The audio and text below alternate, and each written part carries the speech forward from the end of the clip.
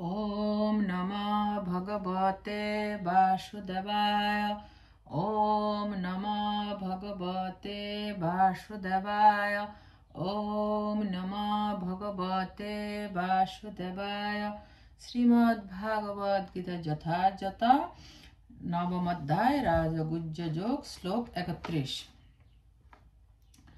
क्षिप्रं भवति धर्मात्मा शशाच्छान्तिं निगच्छति कौन्तेय प्रतिजानीहि न मे भक्तापनश्यति।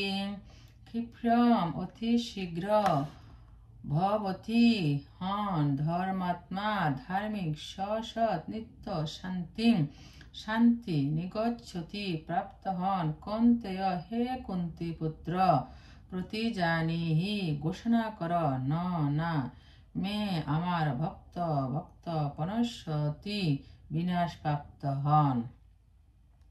অনুবাদ, তিনি শীঘ্রই ধর্মাত্মায় পরিণত হন এবং নিত্য শান্তি লাভ করেন। হে কন্তেয়, তিনি দীপ্ত কণ্ঠে ঘোষণা করে যে আমার ভক্ত কখনোই বিনষ্ট হন না। তাৎপর্য, ভগবানের এই উক্তির ভ্রান্ত অর্থ করা উচিত নয়। সপ্তম অধ্যায়ে ভগবান বলেছেন যে অসৎ কর্মে লিপ্ত মানুষেরা কখনোই তার ভক্ত হতে পারে না। যে ভগবানের ভক্ত নয় তার কোনোই সদ্গুণ নেই। তাই এখানে প্রশ্ন হতে পারে যে তাহলে স্বেচ্ছায় অথবা দুর্ঘটনাক্রমে পাপ কর্মে প্রবৃত্ত মানুষ কিভাবে শুদ্ধ ভক্ত হতে পারে? এই ধরনের প্রশ্নের উত্থাপন ন্যায়সঙ্গত। সপ্তম অধ্যায় অনুসারে যে দুষ্কৃতকারী সর্বদাই ভগবত ভক্তি থেকে বিমুখ থাকে তার কোনোই সদ্গুণ নেই। সেই কথা শ্রীমদ্ ভাগবত বলা হয়েছে। সাধারণত নবদা ভক্তি আচরণকারী ভক্ত সমস্ত জাগতিক কলুষ থেকে হৃদয়কে নির্মল করতে প্রবৃত্ত থাকেন। তিনি পরম পুরুষোত্তম ভগবানকে তার হৃদয়ে অধিষ্ঠিত করেন। তাই স্বাভাবিকভাবে তার হৃদয় সমস্ত কলুষ থেকে মুক্ত হয়। নিরন্তর ভগবত চিন্তা করার প্রভাবে স্বাভাবিকভাবেই তিনি শুদ্ধ হন। উন্নত স্তর থেকে ভ্রষ্ট হলে অন্তঃকরণ শুদ্ধ করার জন্য প্রায়শ্চিত্ত করার বিধান বেদে আছে, কিন্তু এখানে সেই রকম প্রায়শ্চিত্ত করার কোনো বিধান দেওয়া হয়নি। কারণ নিরন্তর পরম পুরুষোত্তম ভগবানের চিন্তা করার ফলে ভক্তের হৃদয় আপনা থেকেই নির্মল হয়ে যায়। তাই নিরন্তর হরে কৃষ্ণ কৃষ্ণ কৃষ্ণ হরে হরে হরে রাম রাম রাম হরে হরে কীর্তন করা উচিত। তার ফলে ভক্ত সব রকম আকস্মিক পতন থেকে রক্ষা পান। এভাবেই তিনি সব রকম জড় কলুষ থেকে সর্বদাই মুক্ত থাকেন। শ্লোক 32। মাং হি পাত্ত ব্যপাশ্রিত জেহপি সুপপজনয় স্ত্রিয় বৈশ্যস্ততা শুদ্ধস্তে হোপি জান্তি পরাং গতিং। আমাকে হি অবশ্যই পাত্র হে পিতা পুত্র ব্যপাশ্রিত বিশেষভাবে আশ্রয় করে যে যারা অপি ও সু হয় পাপজনয় নিচকুলে জাত স্ত্রী বৈশ্যা বৈশ্য তথা এবং শূদ্র তে অপি তারাও জানতি লাভ করে পরম গতি। অনুবাদ, হে পাত্র, যারা আমাকে বিশেষভাবে আশ্রয় করে তারা স্ত্রী বৈশ্য শূদ্র আদি নিচকুলে জাত হলেও অবিলম্বে পরাগতি লাভ করে। তাৎপর্য, এই শ্লোকে পরমেশ্বর ভগবান স্পষ্টভাবে ঘোষণা করেছেন যে ভক্তদেরকে সকলেরই সমান অধিকার থাকে। এতে কোনো জাতি কুল আদির ভেদাভেদ নেই। জড়জাগতিক জীবন দ্বারা এই প্রকার ভেদাভেদ আছে, কিন্তু পরমেশ্বর ভগবানের প্রতি অপাকৃত সেবায় নিয়োজিত ব্যক্তির কাছে তা নেই। পরম লক্ষ্যে এগিয়ে যাওয়ার অধিকার প্রত্যেকের আছে। শ্রীমদ্ ভাগবতে বলা হয়েছে যে এমনকি অত্যন্ত অধম যোনিজাত কুকুরভোজী চণ্ডাল পর্যন্ত শুদ্ধ ভক্তের সঙ্গে শুদ্ধ হতে পারে। সুতরাং ভগবত ভক্তি ও শুদ্ধ ভক্তির পথ নির্দেশ এতই শক্তি সম্পন্ন যে তাতে উচ্চ নিচ জাতিভেদ নেই, যে কেউ তা গ্রহণ করতে পারে। সবচেয়ে নগণ্য মানুষ যদি শুদ্ধ ভক্তের আশ্রয় গ্রহণ করে তাহলে যথাযথ পথ নির্দেশের মাধ্যমে সেও অচিরে শুদ্ধ হতে পারে। প্রকৃতির বিভিন্ন গুণ অনুসারে মানুষকে 4 ভাগে ভাগ করা হয়েছে। সত্যগুণ বিশিষ্ট ব্রাহ্মণ, রজগুণ বিশিষ্ট ক্ষত্রিয় শাসক, রজ ও তমগুণ বিশিষ্ট বৈশ্য বণিক এবং তমগুণ বিশিষ্ট শূদ্র শ্রমিক। তাদের থেকে অধম মানুষকে পাপজনিভুক্ত চণ্ডাল বলা হয়। সাধারণত উচ্চ কুলোদ্ভূত মানুষেরা এই সমস্ত পাপজনিভুক্ত জীবকে অস্পৃশ্য বলে দূরে ঠেলে দেন। কিন্তু ভগবদ্গীতার পন্থা এতই ক্ষমতা সম্পন্ন যে ভগবানের শুদ্ধ ভক্ত নিজ বর্ণের মানুষদের ও মানব জীবনের পরম সিদ্ধি প্রদান করতে সক্ষম। এটি সম্ভব হয় কেবল ভগবান শ্রীকৃষ্ণের শরণাগত হওয়ার ফলে। বিপাশ্রিত শব্দটির দ্বারা এখানে তা নির্দেশিত হয়েছে। তাই সর্বতভাবে শ্রীকৃষ্ণের শরণাগত হওয়া উচিত।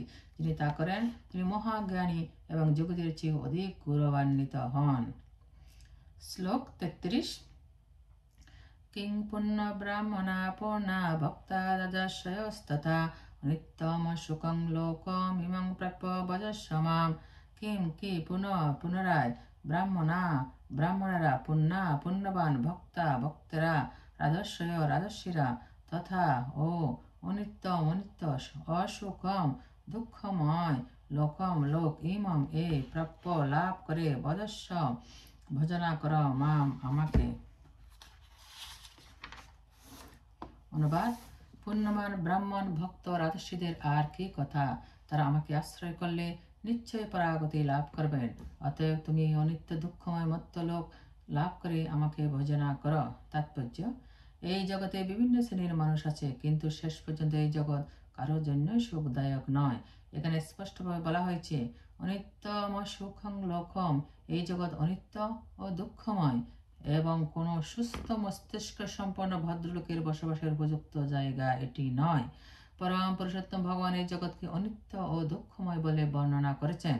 কিন্তু কিছু কিছু দার্শনিকেরা, বিশেষ করে অল্প বুদ্ধি সম্পন্ন মায়াবাদী দার্শনিকেরা বলে যে এই জগৎ মিথ্যা।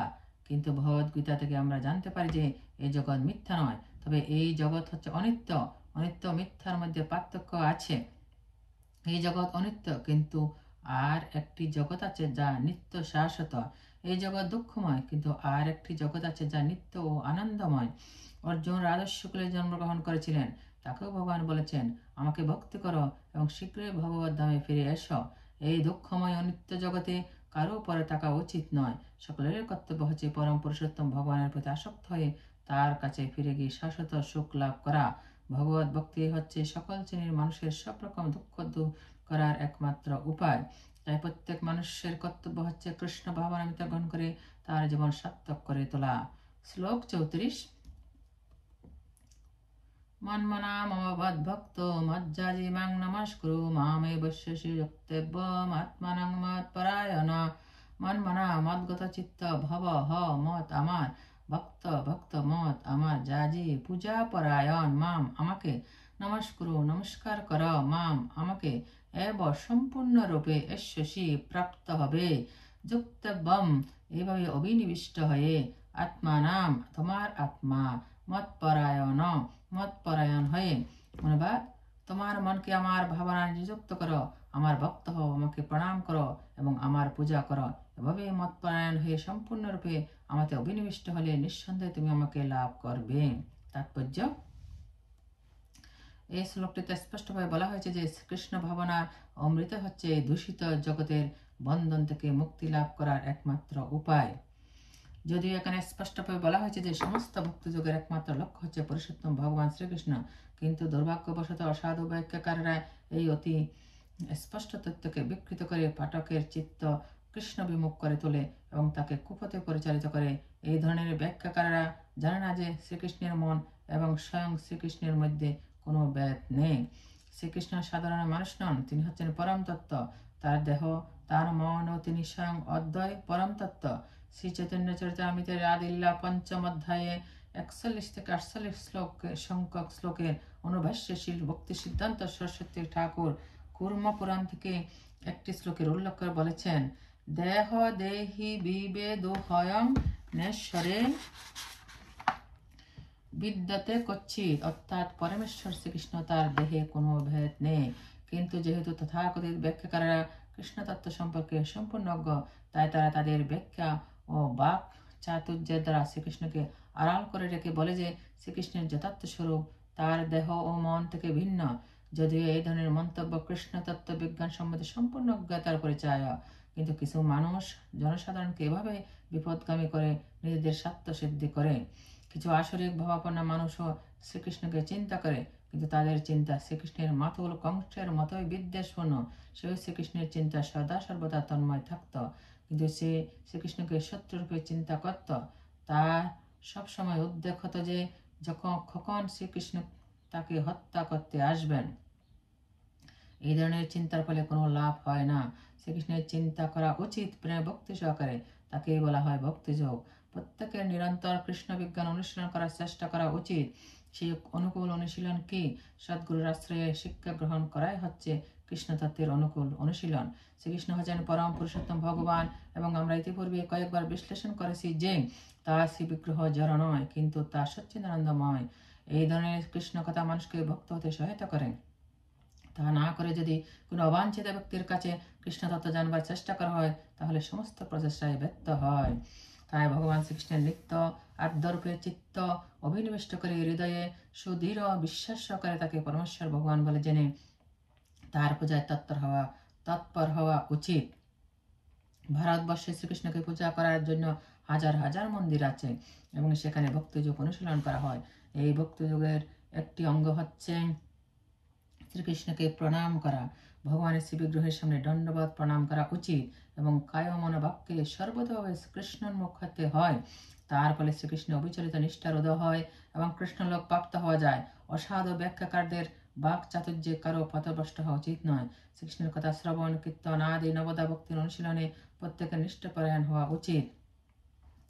কৃষ্ণ ভক্তি হচ্ছে মানব সমাজের পরম প্রাপ্তি। ভগবদ্গীতার 7ম ও 8ম অধ্যায়ে মনোধর্মে জ্ঞান অষ্টাঙ্গ যোগ ও সকাম কর্ম থেকে মুক্ত শুদ্ধ ভক্তি যোগের বর্ণনা করা হয়েছে। যারা পূর্ণরূপে শুদ্ধ হতে পারেনি, তারা নির্বিশেষে ব্রহ্মজ্যোতি সর্বভূতে স্থিত পরমাত্মা আদি ভগবানের অন্যান্য রূপের প্রতি আকৃষ্ট হতে পারে, কিন্তু শুদ্ধ ভক্ত কেবল ভগবানের সেবাকে অঙ্গীকার করেন। কৃষ্ণ বিষয়ক একটি অতি মধুর কবিতাতে স্পষ্টভাবে বলা হয়েছে যে শ্রীকৃষ্ণ ব্যতীত অন্যান্য দেবদেবীর পূজায় নিয়োজিত ব্যক্তিগণ মূঢ়, এবং তারা কখনোই পরমেশ্বর ভগবান শ্রীকৃষ্ণের পরম কৃপা লাভ করতে পারে না। ভক্ত প্রামাণিক পর্যায়ে কখনো কখনো তার প্রকৃত অবস্থা থেকে সাময়িকভাবে অধপতিত হতে পারে, তবুও তাকে সকল দার্শনিক ও যোগীদের থেকে অপেক্ষাকৃত শ্রেষ্ঠ বলে গণ্য করা উচিত। যে ব্যক্তি কৃষ্ণ চেতনায় উদ্বুদ্ধ হয়ে সতত কৃষ্ণ সেবায় নিয়োজিত আছেন, তিনিই প্রকৃত সাধু ব্যক্তি। তার দৈবক্রমে অনুষ্ঠিত অবক্তচিত কার্যকলাপ অচিরেই বিনষ্ট হবে, এবং তিনি শীঘ্রই নিঃসন্দেহে পরম সিদ্ধি লাভ করবেন। পরমেশ্বর ভগবানের শুদ্ধ ভক্তের কখনো পতনের সম্ভাবনা থাকে না, কারণ পরম পুরুষোত্তম ভগবান স্বয়ং তার শুদ্ধ ভক্তের সকল দায়িত্ব গ্রহণ করেন। সুতরাং বুদ্ধিমান ব্যক্তি মাত্রই কৃষ্ণ ভক্তির এই সরল পন্থাটি অবলম্বন করে এই জড় জগতের পরম সুখে জীবন যাপন করা উচিত। অবশেষে তিনি পরমেশ্বর ভগবান শ্রীকৃষ্ণের পরম কৃপা লাভ করেন। ভক্তি বেদান্ত কহে সে গীতার গান, শুনে যতি শুদ্ধ ভক্ত কৃষ্ণগত পান। ইতি গূঢ়তম জ্ঞান বিষয়ক রাজগুজ্জ যোগ নামক শ্রীমদ্ ভাগবত গীতার 9ম অধ্যায়ের ভক্তি বেদান্ত তাৎপর্য সমাপ্ত।